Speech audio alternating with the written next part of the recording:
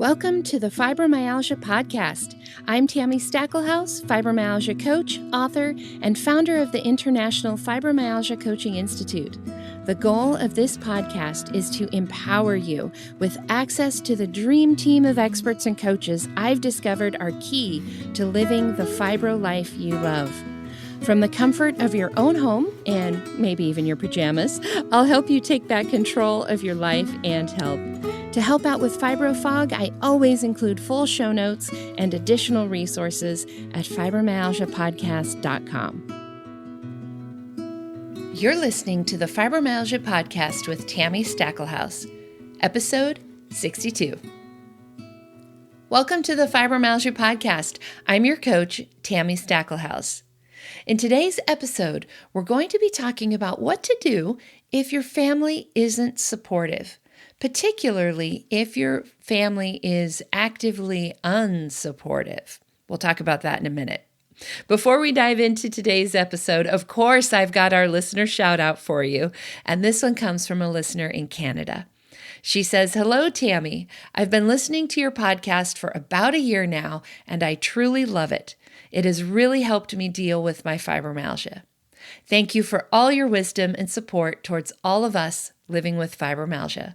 Lots of love, Joni." Thank you so much for sending us this email, Joni, and thank you for letting me use your name. So shout out to you up there in Ontario, and I am so glad I was able to connect you with one of our coaches, and I can't wait to hear how you're feeling in a few months. Make sure you send me a follow-up email and let me know how you're doing. Now, as I said, today's episode is all about what to do if your family is not supportive. Now, I talk a lot in this podcast episode about my husband and my family and how supportive they've been with my fibromyalgia, but I'm very aware that not everybody has the kind of support that I have been blessed to have. And in that, there are sort of two basic camps of having families that aren't supportive. One is the more normal type of not support, which is just more a lack of communication, of communicating our needs, maybe some education and understanding. And then the other camp is this is actually in a toxic relationship. This is someone who is actively being unsupportive and actually, in many ways, keeping us sick. In today's podcast episode, I'm going to be talking with Heather Kent, a registered psychotherapist, about the differences between those two things. For instance, when is it just selfishness? And when is it narcissism? When is it just somebody having a bad day? And when is it abuse? And talking about those patterns of behavior so that we can determine, is this a situation where just communicating a little bit better is maybe going to help? Or is this a situation where it's actually a toxic relationship, and if I want to heal, I need to get out of it? So let me tell you a little bit about Heather and about why I invited her to come today. I wouldn't say many of my clients, but with some of my clients, occasionally I do see someone who is in that sort of second category where they've got people in their lives that are actively being unsupportive. And whenever I end up with a client in that situation, there's really only so much I can do because fibromyalgia is very, very influenced by stress. We talk a lot in fibromyalgia about, having our fight or flight system stuck on, full speed ahead, right? We talk about sleeping with one eye open because there might be saber-toothed tigers out there, and we're stuck in this fight or flight, even though there's not really very much of a reason to be. Right? So a lot of the therapies and the techniques that we use to help bring down our symptoms are things that help to bring that fight or flight down, to help calm down our central nervous system so that it can respond in a more normal way to what's happening around us. But if you're in a situation where you're in a toxic relationship and there actually is a saber-toothed tiger in the room, there's only so much you can do to calm down that fight or flight because there's a very real reason that you are, on high all the time, high alert all the time, if you're walking around on eggshells. So, in today's episode, one of the big things I asked Heather to do was help us understand, like I said, is this selfishness? Is this narcissism? Is this just somebody having a bad day? Is this abuse? And how to sort of differentiate. Is this a normal situation where I can, help somebody understand and become more supportive? Or is this a situation where I'm just never going to be able to get the support I need from this person? And then what do I do? So, as you listen in, pay attention for that. Now, there are with those two different types of situations, I want to give you two different resources. And we'll talk about this, Heather and I talk about this in the interview that you're about to hear. The first situation where it's just more a matter of communicating more clearly, educating people about your illness, communicating your needs, I would direct you back to episode 57, where I interview Kimberly Wicks, another counselor, about how to talk with others about your fibromyalgia. She's got a lot of suggestions and resources in there on how to have those conversations if you determine that you're in a situation where it's really just a matter of education and communication. If listening to my conversation with Heather, you realize, maybe there's something more to this. Maybe maybe this is a toxic relationship, or maybe this is abuse, or maybe I am dealing with a narcissist. Then I would recommend you reach out to Heather directly. Heather's website will be listed in today's show notes. She also gives it during the interview. She has offered a free consultation to any of our listeners who find themselves in that situation. She has also offered her books for free as well. So just go to today's show notes, fibromyalgiapodcast.com/62, and we will have all of those resources for you, as well as how you can connect with a coach to help you with your fibromyalgia if you're needing some new ways to feel better. So with that, let me introduce you to Heather Kent. Heather is a registered psychotherapist with a training background in trauma assessment and treatment. She is the best-selling author of 2 books, Heal from Your Narcissist Ex and I Left My Toxic Relationship, Now What? Much of Heather's professional practice is focused on helping clients through the process of recovering from the trauma and PTSD of abusive relationships.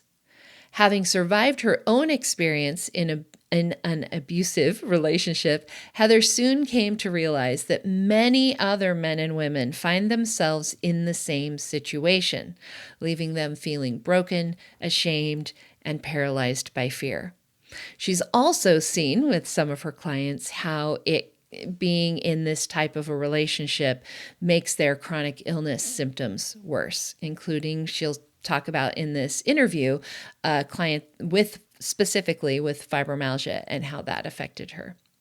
Heather combines her experience from her previous teaching career with an integrative therapeutic approach to counseling. She is able to serve a larger population of clients by working with virtual programs, workshops, and retreats. And so she does work with people all over, in case you're wondering. You can reach out to her. And she helps to guide and support her clients as they navigate their way through trauma recovery from an abusive relationship and begin the next phase of their lives with safety and confidence, which is a key for us also then beginning to heal our fibromyalgia. One of the things you'll hear me say in this interview is that, fibromyalgia doesn't need to be the thing that stops you from leaving an abusive relationship, and a toxic relationship doesn't need to be the thing that keeps you from healing from your fibromyalgia. So listen in as I interview Heather Kent about what to do if your family isn't supportive. Hi, Heather. Welcome. Thank you so much for being here. I am so excited to talk to you today. Thank you so much for having me. It's so nice to see you. Yeah, yeah. So, as you know, our conversation this week is going to be around the question, what do I do if my family isn't supportive? And this is such an important question to answer because I really think that having fibromyalgia, like you can't do it on your own. And even my single clients, have help from their community, friends, family, things like that. But when you're in a living situation where your family isn't supportive or is maybe actively unsupportive, right? Then that adds an extra layer of challenge to your health. And I know you've written a couple books kind of around this subject. So I thought you'd be a great person for us to talk to today. Well, yeah, thank you so much. And you're so right. It's so challenging to navigate, long-term chronic illness, like in itself. And then additionally, adding in the complexity of not having people who you live with who are on board with you and in your corner and helping you kind of fight the good fight, as it were, makes it even more challenging and definitely more isolating. And incredibly stressful, I would think, as well. Oh, yeah, definitely. Definitely because I mean you've got enough on your mind and on your plate just managing yourself, and then if you've got other people that you're having to try to, juggle their own expectations or whatever, then that makes it super hard too.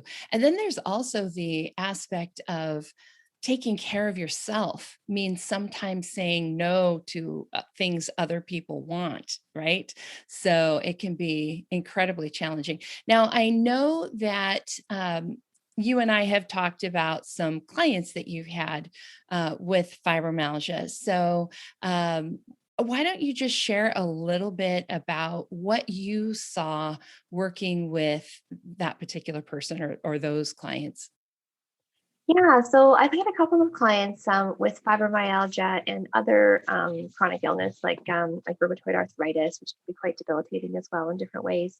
But one specific client who was diagnosed with fibromyalgia went through a real struggle with absolutely feeling like she was a burden on her family, and she was just the most inconvenient person. And her needs were an annoyance. It was very obvious that her partner, her husband, was completely in denial or not wanting to acknowledge that she had these limitations. And so, she shared a couple of stories with me, one being when this one time they went to like a theme park and she had to use a wheelchair, and of course, he didn't want her to have to use one because he didn't want to have to be stuck pushing her, for example. And so when it was clear that she needed it, he was very irritated and kind of aggressive with it. And, when he wanted to go off into a store or whatever and she needed to be parked, like he got frustrated and just pushed her out into the middle of the street or whatever, and just left her there because she was just so annoyed that she needed, that he was being slowed down or hindered by what he wanted to do. That's just kind of one little example, but a very public one where she was humiliated and really made to feel, and she really internalized that feeling of being, unwanted and being a burden and being so inconvenient and, making someone else's life miserable. And so, with the question, what do I do when my family members aren't supportive? I think it's important to kind of look at the level of like non-support. So how unsupportive are we talking? Are we talking about like it's a bit of a communication issue and they just don't understand what you're going through and they need more information maybe? Or is it, that they just feel like it's too hard for them to do it because it's, something they don't know how to handle, and so they just do nothing because they don't know what to do? Or is it blatant, I am inconvenienced by your, you know, limitations, and I am going to make you feel bad about that on a regular basis. Right. Right.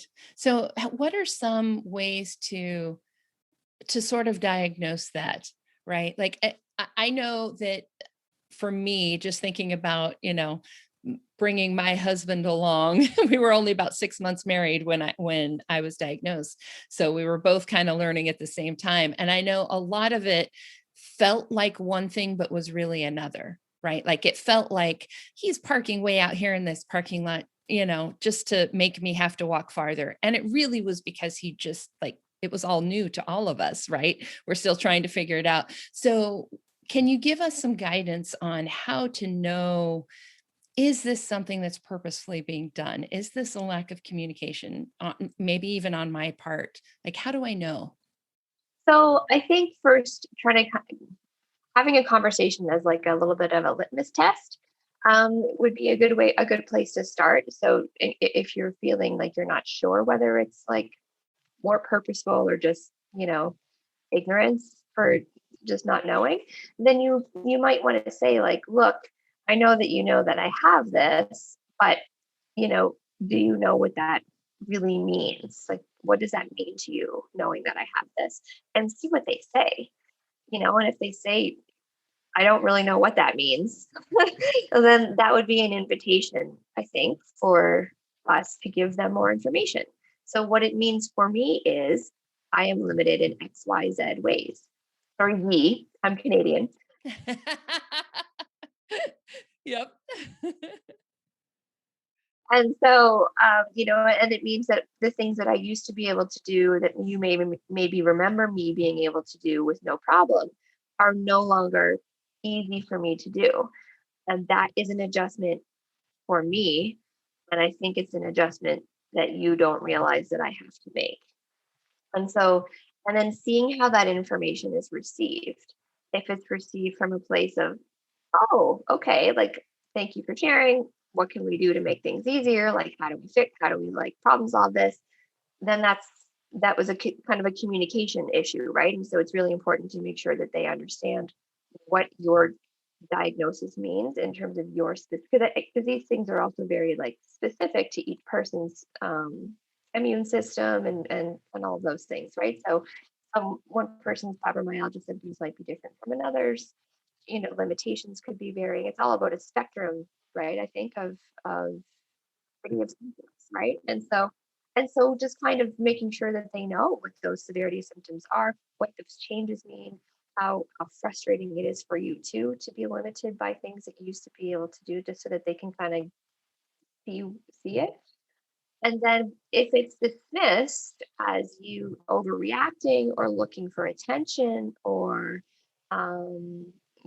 making things out to be a bigger deal than they really are, or that you have to, suck it up and just deal with it, then we're looking at a different conversation, I think, a very different conversation. So this is not just a simple misunderstanding or misinformation or miscommunication. This is more blatant abusive behavior and kind of aggressive behavior towards things not being what they want them to be, if that makes sense. Yep. Yep. Definitely. I was also thinking while you were talking about the fact that it's important to have this conversation not when you're in the middle of what's happening, right? Like, don't have this on a high pain day with lots of brain fog. Wait until you feel a little bit better and you're out of the situation and then have the conversation. For sure. And like sometimes we get really wrapped up in the emotion of that moment or whatever's happening.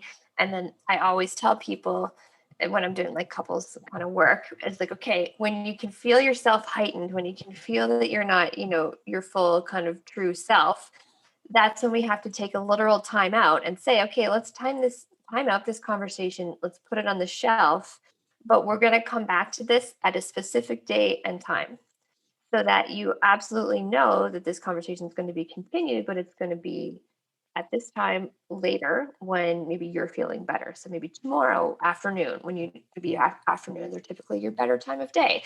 So you choose a time and you specifically say, this is when we're going to keep talking about this, when we're both, more able to engage.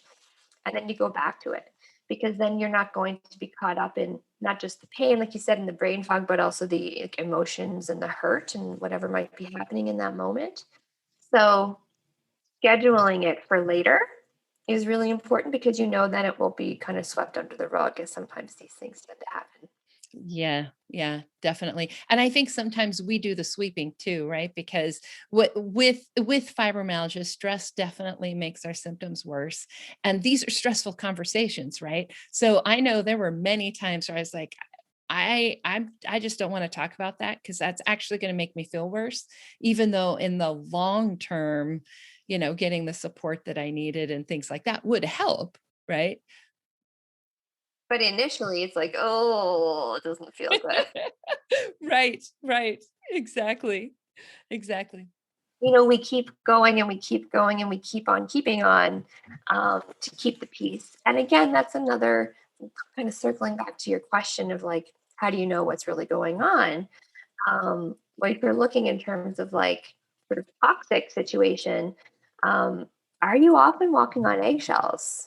Do you feel like it's stressful to just be yourself and let loose and let yourself feel the things that you need to feel? Do you feel like you are an inconvenience, like my client did? Do you feel like you're always having to kind of predict another person's behavior and kind of mitigate that and minimize that as much as possible? And so that's a really big indicator that there's something bigger than just not understanding your situation.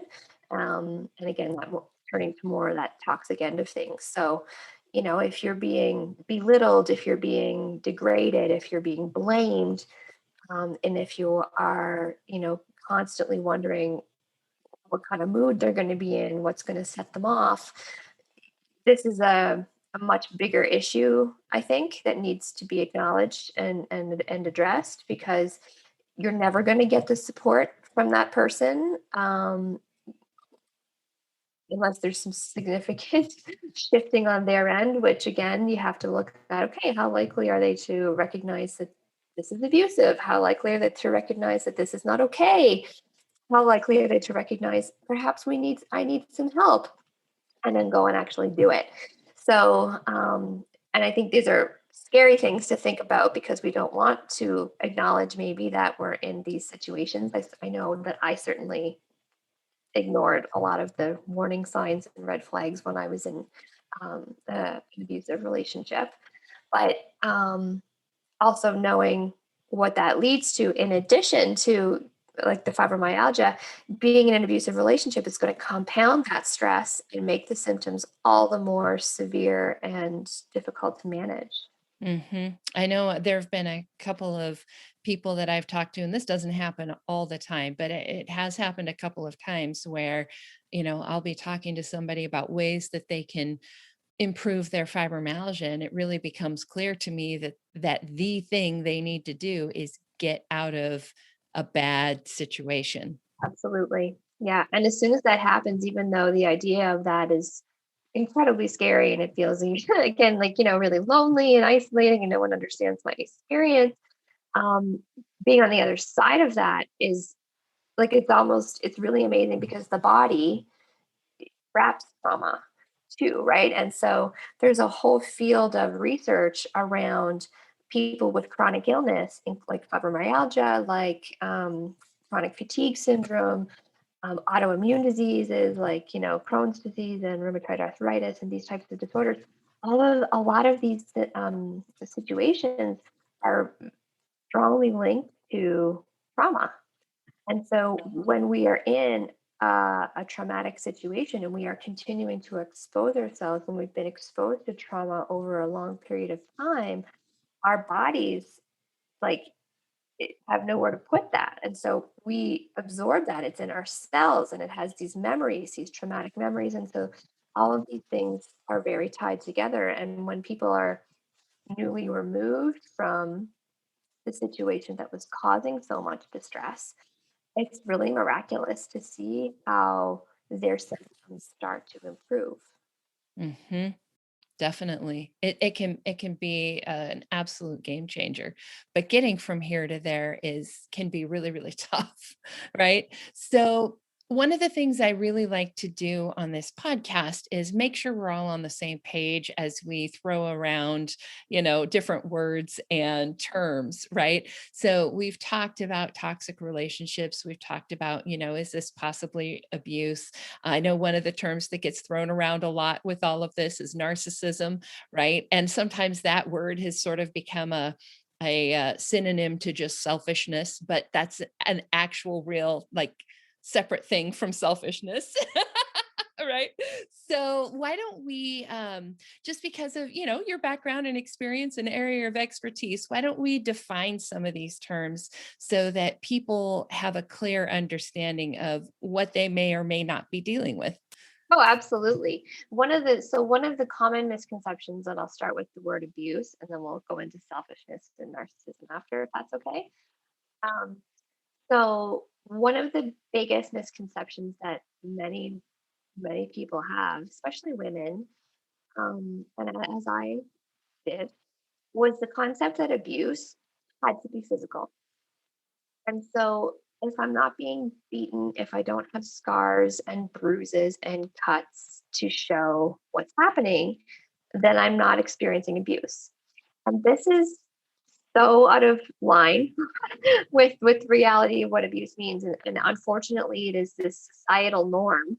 And the legal system recognizes abuse only along these very limiting terms of physical violence. And, I would argue that physical violence does not exist without psychological abuse behind it. And so it's the other abuse that, you don't have the visible scars and bruises that is more damaging. Your body, physical body heals from those things, but your, emotional state, your mental state, and all of these things have much deeper wounds, and it's much more difficult to heal those things. And so the common misconception that people have when they are in abusive relationships is, well, I'm not being hit, so I must not be in an abusive relationship. And this is very inaccurate. And so, what you're looking at, what does abuse look like? Well, there's various different types of abuse. So, we've got, like I said, psychological abuse kind of encompasses emotional abuse and financial abuse, where the other person in the relationship is controlling the money and the finances.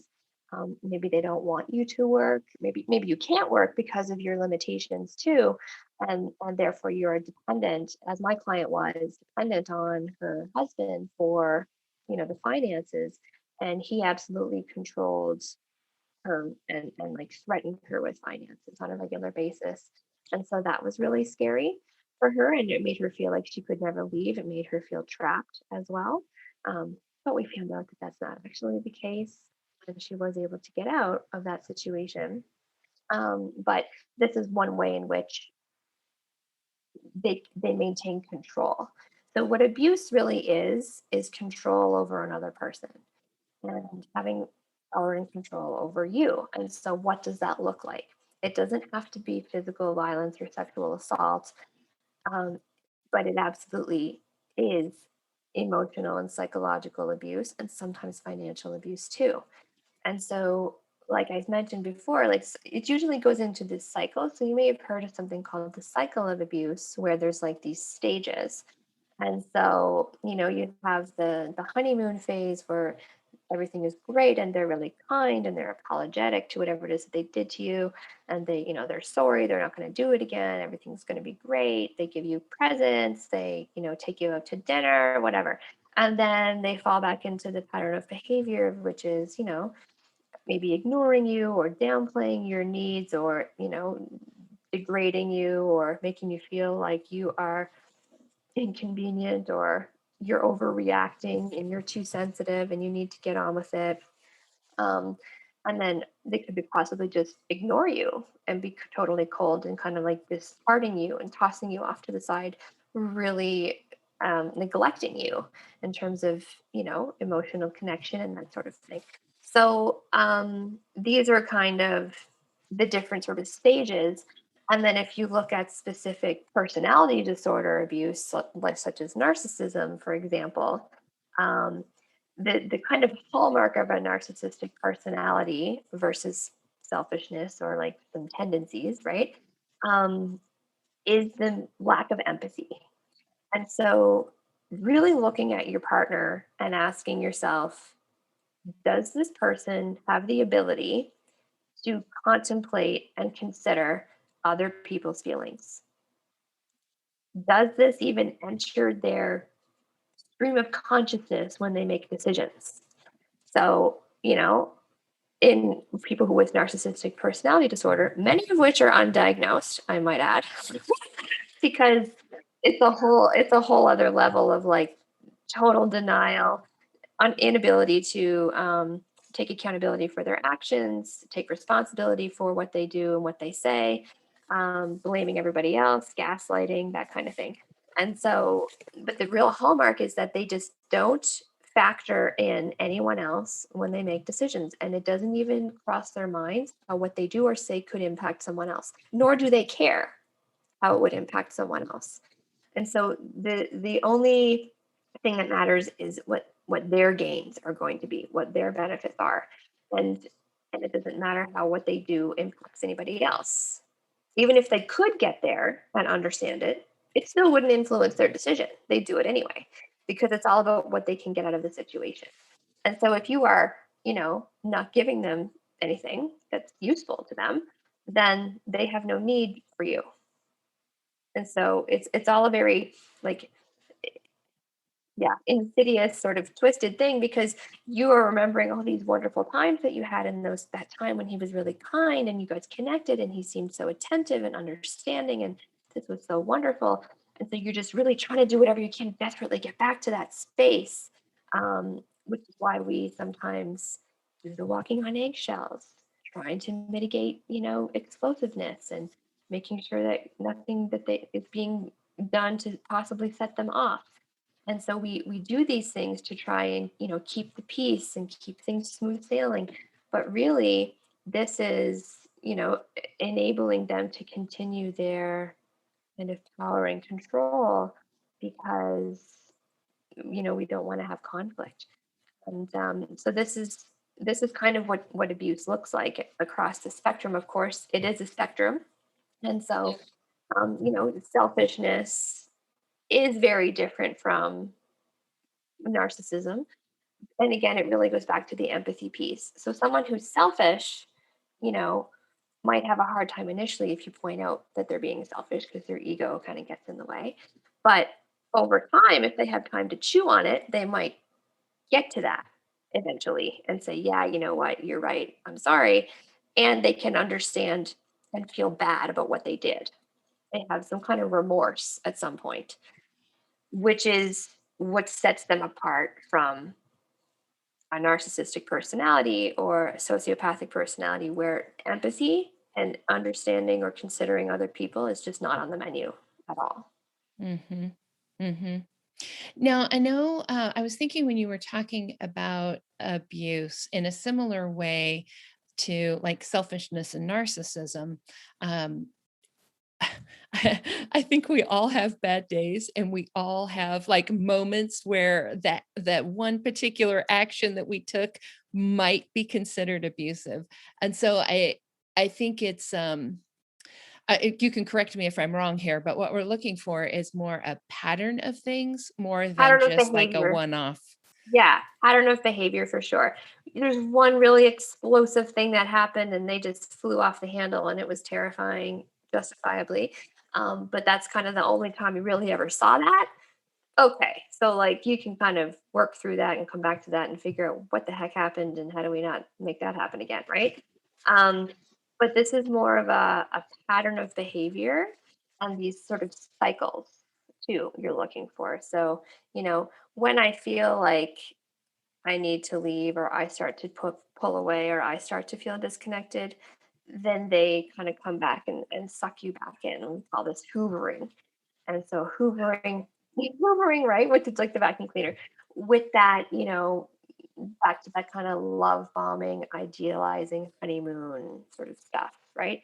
Just enough to keep you on the hook. And then round and around the cycle we go again. Yeah. And it's really hard to see it when you're in the middle of it, especially when you're trying to navigate your own, chronic illness, because you've got other things to focus on as well. So it's really, really hard to see when you're in the middle of it. Mhm.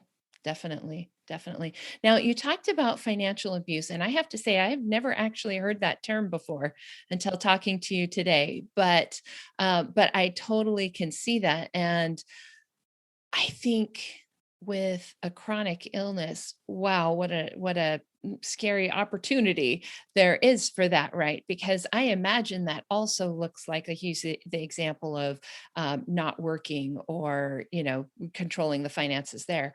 But I think that also extends to our getting better, right? Like controlling whether or not we can pay for certain treatments. Yeah, and in the United States, that's a big consideration as for sure. Not as much here because everything's universal. And so you kind of get the care that's available, but you might have to wait, kind of thing, right? You get on a wait list. Right. Yeah. But yeah, like certainly in the United States, where there's so many more, I think, opportunities for specialized treatment, new treatment, that kind of thing, which is fantastic. But again, you have to have the ability to access those services. And so, if you don't have financial independence for whatever reason, and you have to convince your partner that this is what's needed to help you get better or feel better, or be able to manage your symptoms in a way that allows you to function as much as possible, that's another whole way that they can control you and make sure that that they have control over your wellness. Right. Wow. Yeah. Yeah. The whole other layer there, absolutely. And one that we don't see it as much, like I said, in Canada, just because the healthcare system is so different.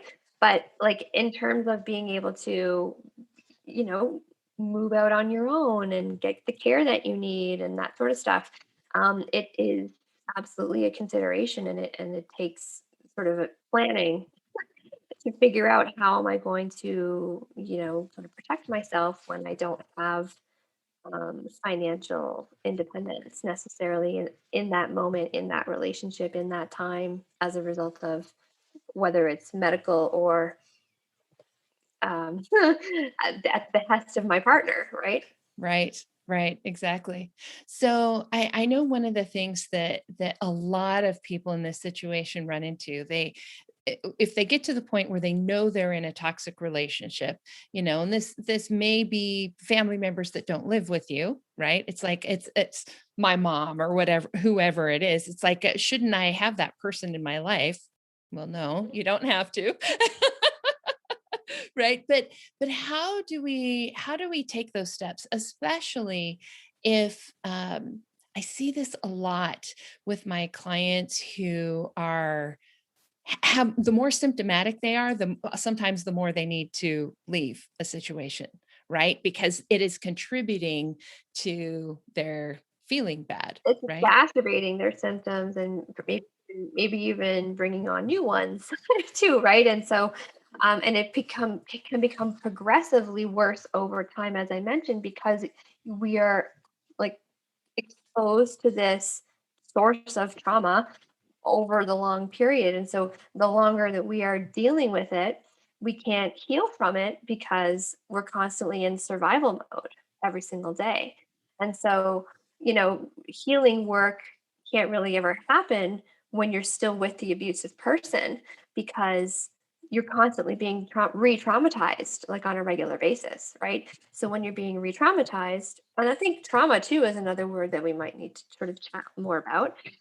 um, when we're being re-traumatized on a daily basis, our bodies don't have a chance to ever kind of hit the reset button.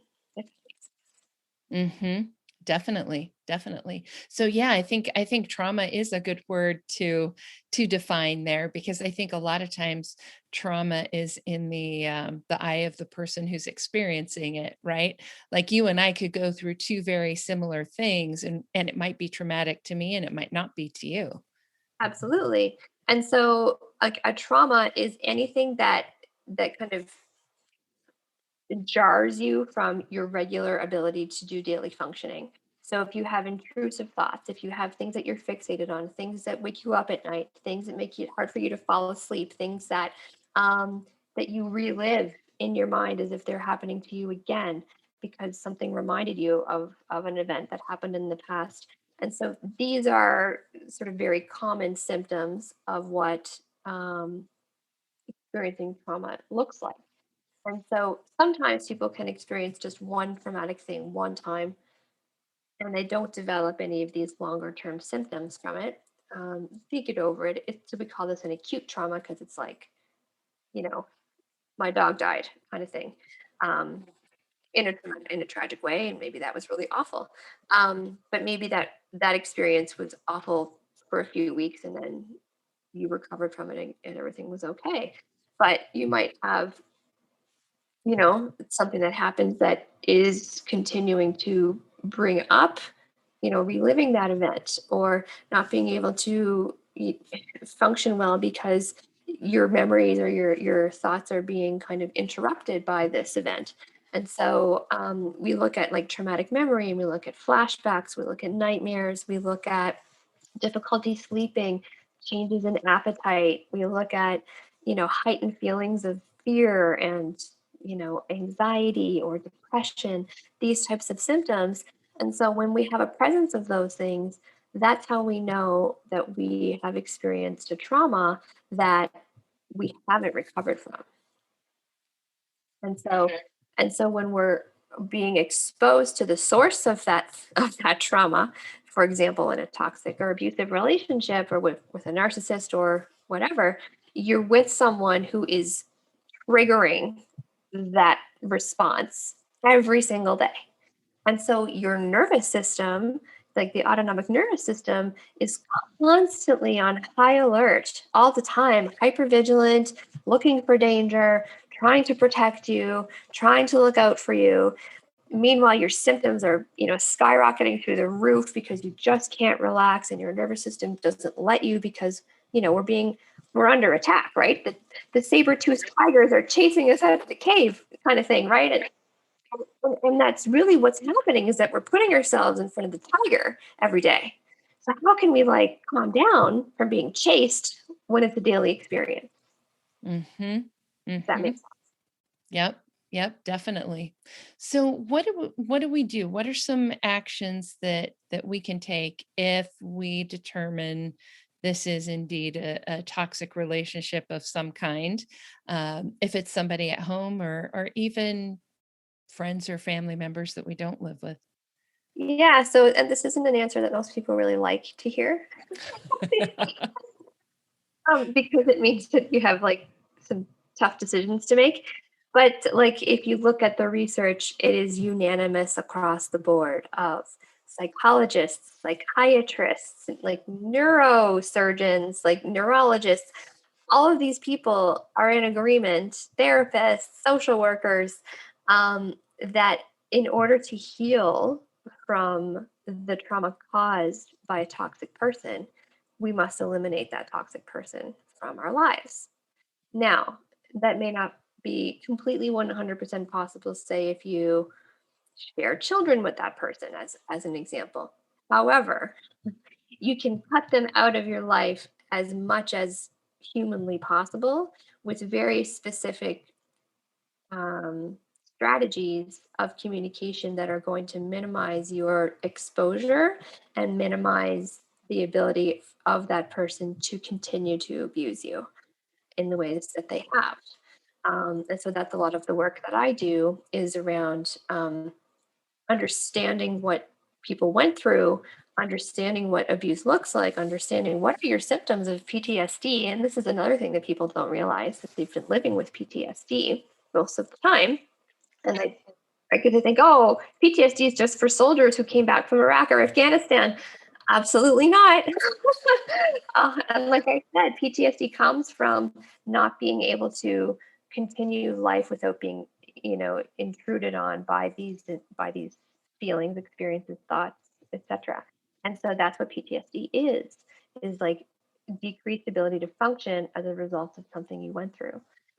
And so looking at what those symptoms are and then, okay, how do I manage those? How do I minimize those? How do I hopefully eliminate those? But we can't eliminate those when we're constantly being re-triggered every single day by the person in our lives. So even if it's, say, like, I work with a lot of people who have like narcissistic parents, for example. So they don't live with them anymore as adults, but there's still this sort of need to please them or desire to get their approval, or this obligation that they feel as a result of the control and guilt that is being played by the narcissistic parent. And so we look at, okay, like, we have, just because they're your family doesn't mean that you get to condone or subject yourself to abusive behavior. And so learning of important things like boundaries and assertiveness are really hard to do, but so incredibly empowering and so incredibly freeing from this toxic cycle that you've been in for who knows how many years with whomever the person might be in your life. And then you can actually have space and brain capacity to focus on your healing, not just your psychological healing, but your physical healing from your fibromyalgia, from whatever chronic illness that you're managing. We don't have ability to focus when we're trying to survive day to day, when our nervous system thinks that we're being attacked, right? So, yeah. Yeah, definitely. Definitely. The space that you're talking about. I mean, I had the image of the saber-toothed tigers chasing us, around. And it's like, you don't have time to like think about anything else with that. No, that's all there is. You're just like, you're in like fight, flight, freeze, like fawn mode. That's it. Like, your nervous system activates those lower parts of your brain, and like the alarm bells go off. Danger, Yeah. danger. Right. Right. Now, I imagine that this is pretty hard to do all by yourself. I absolutely agree. In fact, I would say that I wouldn't say impossible, but pretty much, because you can't see it clearly either. It's really hard to see it when you're in it and when you're trying to extract yourself from it. And so you need a support network of some kind. And so, what you've developed, Tammy, and like your support system with other people who are suffering and struggling, and you're like, the work you do is so amazing. And so, like, you provide that place of support and community for others, or people who are dealing with living with fibromyalgia. And so similarly, you want to be looking for ways to find support for your trauma recovery, right? And so you're looking at, obviously, therapy of some kind, because you want someone who's got trauma background, trauma training, someone who understands abusive relationships, who understands kind of what that cycle looks like, what the symptoms are. And then, being in a community with other, which is why I love the work that I do, is because so many of the women that I work with feel so alone. They feel so incredibly isolated, and they felt as if they've been going crazy for the last however many years, because of being exposed to someone who's telling them that they're crazy, right? You're overreacting. You're too much. You're annoying. Nobody likes you. You need to stop talking. You need to stop complaining. What it is? This is your fault. I never did that. That never happened. You misremembered. You're too sensitive. You're too hormonal. That's my favorite. Right? Blame it on the girly things. Oh Yeah. yeah. Right. And so, being told this repeatedly for so long, like, you do start to question your reality. You do start to wonder whether it's you. You do start to wonder whether you're overreacting, or like whatever, whether you're making up your symptoms, all of these things. And so, it's really hard because you can't see that that's the abuse, right? And it's so insidious, and slowly it increases and kind of evolves over time too. I always say to people, if the person you're with behaved this way on date number one, say if it's a partner, you would run for the hills. You wouldn't book the second date, Right. right? But it's not that way. And so, because a lot of people carry shame and guilt around being in these relationships, and why did I stay so long? And why couldn't I see this? And or why did I go back? And so in cases like me, I left and then I got sucked back in. And so, but it's because it's so insidious, and they're master manipulators, and they're very good at what they do. And it has nothing to do with what's wrong with you. It has everything to do with what's wrong with them.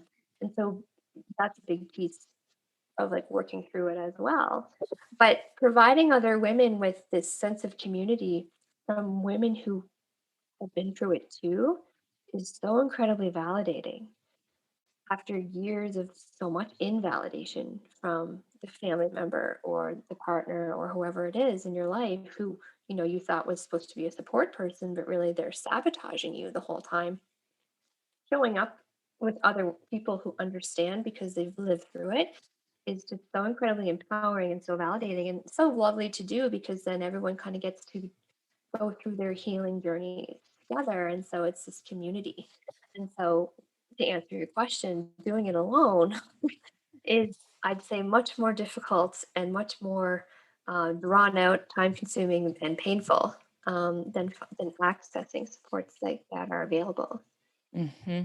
Definitely. And I imagine too, in a lot of cases, even friends and other people who are close to you don't see what happens to you at home. Well, right. And so, oh my gosh, I can't even tell you how many times I was told, "Oh, Heather, you're so lucky. I can't believe that you married him. He's such a great guy. You're so lucky to be with him." And I'm like, "Yeah, yeah, he's great. Great. Why don't you come home with us? And then you'll get to have, you'll get to have a little taste." Because of course they behave very differently in front of other people than they do with you at home. And that's another big way to kind of, again, selfishness versus abuse, right? Is their behavior so incredibly different in front of other people than when they deal with you at home? Are they equally selfish everywhere? Or is it kind of like a Jekyll and Hyde sort of situation? And so, yeah, people around you might not see because they're really good actors, or they may see and know that you've gone through this and you're dealing with this, and they're well meaning, but they don't understand because they haven't experienced it themselves. And so they don't know what to do or say to be helpful. So, well meaning friends and family be like, "I don't know why you just can't get over it. Just get over that already. Like, he's so bad for you. Just move on." Oh, okay. I can't believe I didn't think of that myself. Right? So, Right. um, you know what I mean? And it comes from a place of love and wanting them to be okay, but it's not helpful, right? And so being able to access supports that are actually going to be helpful in that process of recovery and healing is super important. Definitely. Now, I want to ask you about some specifics there, but before I do, I want to just kind of let everybody know we will have. We're going to talk about like some of Heather's resources and here and stuff in a second. So if you want to access to those things, just go to today's show notes. It's fibromyalgiapodcast.com, and this is episode 62. So fibromyalgiapodcast.com/62. I also wanted to mention, our conversation with Heather has kind of gone down the road of being in a toxic relationship.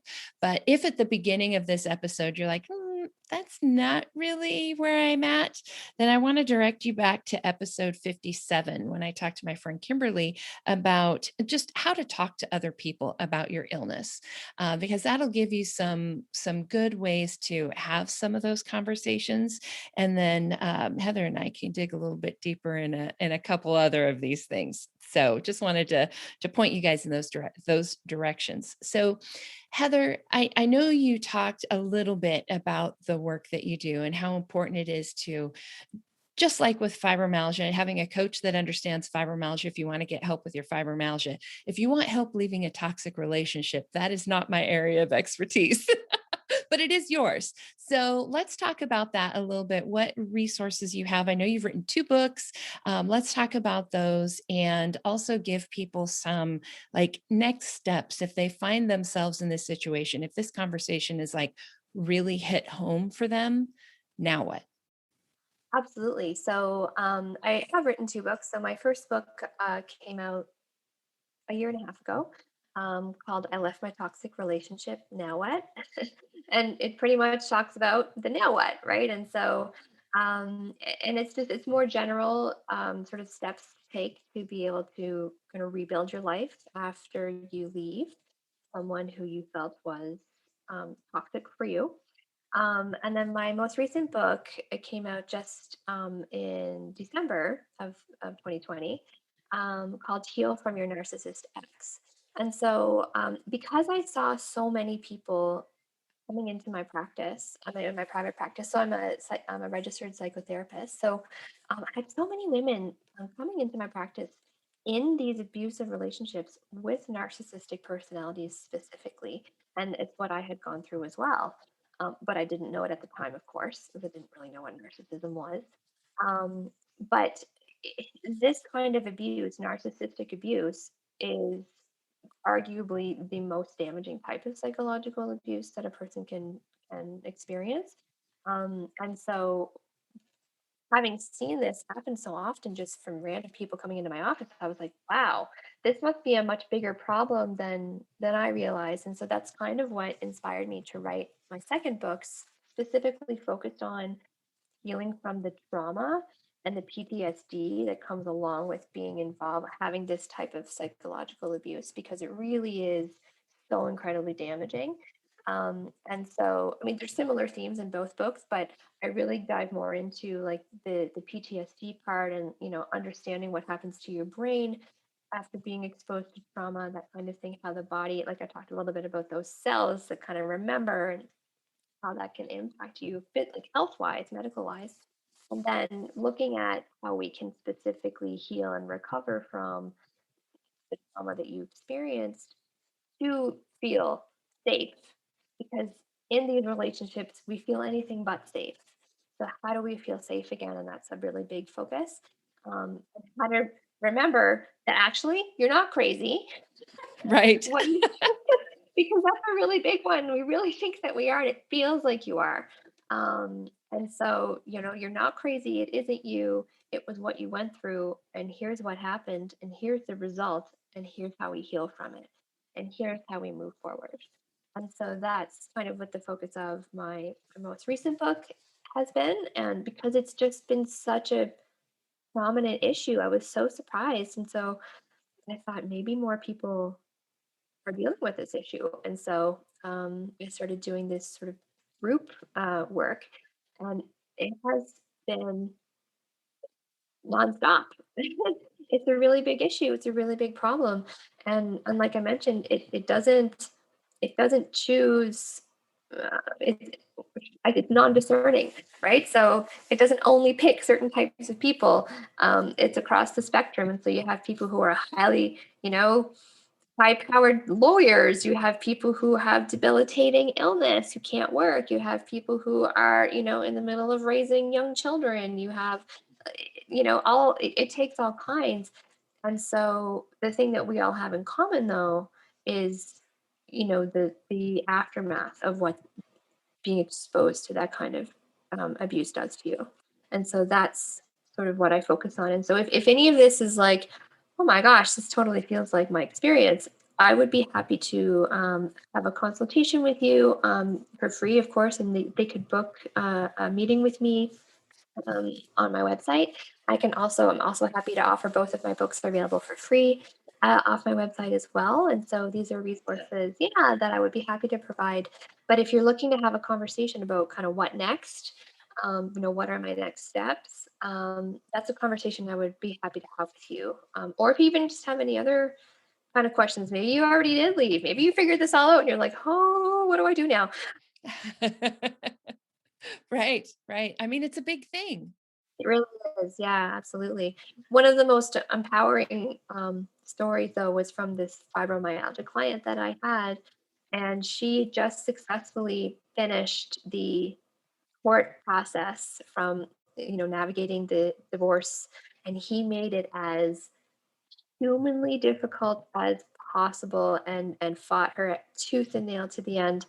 And she came out just able to take care of herself financially and otherwise, which was just such a huge win.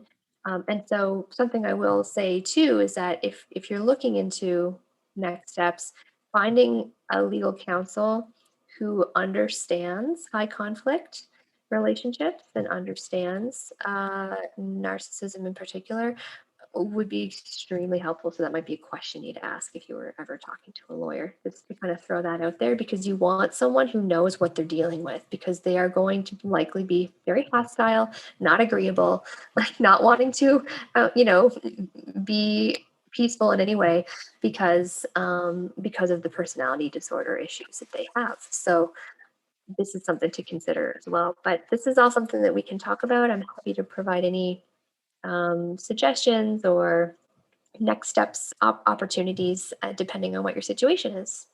Awesome. And I bet that is pretty individual, person to person, depending on what's happening in their relationship, their own personal situation. Yeah. Yeah. Why don't you go ahead and give your website? And of course, we'll have that on the show notes too. But if somebody's listening. So my website is very easy. It's just my name. So it's heatherjkent.com. So heatherjkent.com. And right on the top of my website, there's a button that says, book now, book an appointment. So you can book a 1-hour consultation with me for free. And then you can also, there's a link to resources there, and both of my books are available to download for free. Awesome. Awesome. And we will definitely have that link. I'll even include some direct links to Heather's books and things for those of you who want to get those. Just go to fibromyalgiapodcast.com/62 for today's show notes. So Heather, I'm just, we'll start to wrap this up here. But I would love to give you the opportunity, because you have gone through this yourself and you have, obviously worked with lots of clients in this situation. I would love for you to just speak from your heart to the person who's listening, who is in the middle of either trying to figure out if this is a toxic relationship or is I think it might be. Just speak directly to her for a minute. Well, my message to her is that this is absolutely not your fault, and you are absolutely not alone.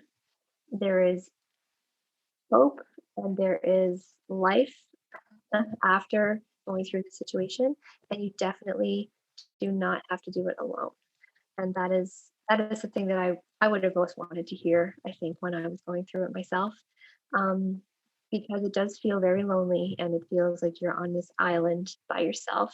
It's interesting how lonely you can feel when you're married to someone or living with someone who is the source of, your terror and fear. And so I would just like to offer that we can find a way for you to be free and to be safe, and that, you're not alone. Awesome. And that is true for your fibromyalgia too. Your fibro does not have to be the thing that keeps you stuck in this situation. As Heather mentioned, she's helped other people with fibromyalgia get out of toxic relationships. So it doesn't have to be the thing that keeps you stuck. And the opposite is also true. Your relationship doesn't have to be the thing that keeps you stuck in your fibromyalgia either, right? There are ways to feel better all the way around. It's so intertwined. And so one will absolutely help the other if we can get the supports that we need. Yeah, definitely. Well, thank you so much for being here, Heather, and thank you for sharing your insights and your experience, and giving people some maybe hopefully some clarity here. Again, everybody, we're going to have all her links on the podcast show notes page. So go there, and please don't hesitate to reach out to Heather if you need that kind of help, or if you want to just explore, other ways that you can feel better with your fibromyalgia. You can always reach out to me and my team as well. Thank you again, Heather, so much. Thank you so much for having me. Have a wonderful day.